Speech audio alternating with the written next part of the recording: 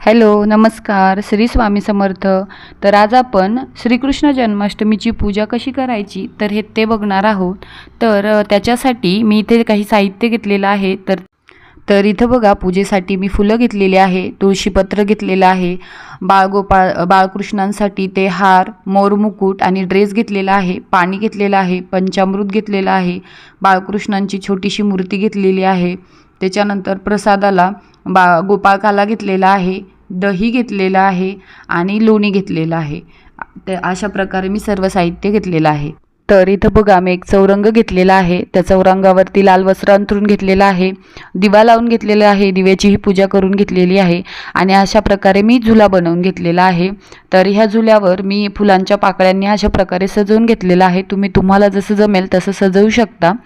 बाळकृष्णाचा जन्म हा रात्री 12 वाजता झाला होता, म्हणूनच रात्री 12 वाजता आपण सुद्धा कृष्णांचा जन्म साजरा करत असतो. पण त्याआधी आपल्याला या बाळकृष्णांना फुलांमध्ये लपवायचं आहे. जन्माष्टमीच्या दिवशी संध्याकाळी 7च्या सुमारास तुम्ही बाळकृष्णाला या प्रकारे फुलांमध्ये लपवायचं आहे, कारण त्यांचा जन्म हा रात्री 12 वाजता होणार आहे. तोपर्यंत बाळकृष्ण फुलांमध्ये लपून राहणार आहे. रात्री 12 वाजता बाळकृष्णांना फुलांमधून काढायचे आहे. त्यानंतर आता बाळकृष्णांना आपल्याला स्नान घालायचे आहे. आधी पाण्याने आणि नंतर पंचामृताने स्नान घालायचे आहे आणि त्यानंतर परत पाण्याने स्नान घालायचे आहे. स्नान घालून झाल्यानंतर बाळकृष्णांना मऊ वस्त्राने पुसून घ्यायचं आहे. वस्त्राने पुसून झाल्यावर बाळकृष्णांचा शृंगार करून घ्यायचा आहे, म्हणजे त्यांना छानसं वस्त्र घालून घ्यायचं आहे, हार घालायचा आहे आणि मोरमुकुटही घालून घ्यायचा आहे. आता आपल्याला बाळकृष्णांना चोपाळ्यामध्ये बसवायचं आहे.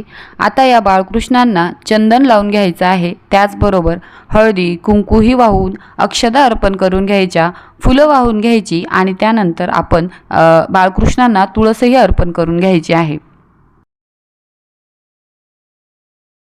त्यानंतर धूप दाखवायचा आहे, दीप दाखवायचा आहे. अशी संपूर्ण पूजा झाल्यानंतर आपल्याला बाळकृष्णांना झोका द्यायचा आहे.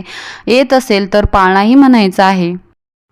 पूजा झाल्यानंतर आपल्याला नैवेद्य दाखवायचा आहे. नैवेद्यात दही, बाळकृष्णांचे आवडते लोणी आणि गोपाळकाला अशा सर्व पदार्थांचा आपल्याला नैवेद्य दाखवायचा आहे आणि त्याच्यानंतर आपल्याला आरती करून घ्यायची आहे.